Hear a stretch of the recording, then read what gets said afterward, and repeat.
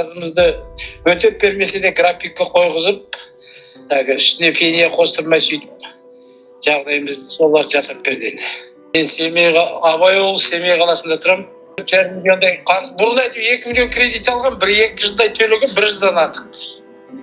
Экөөңүнкү төлөгөм, экөөңүнкү. Бирок энди сол азайган кредит сондай болду да, сонун айтып косулдума 2 миллион бирденке, анадан 2,5 миллион, 4,5 миллион коюшум.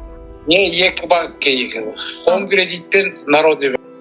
Ол қаражатты мен осыдан 3 жыл бұрын үй салғам, сол кезде алғам.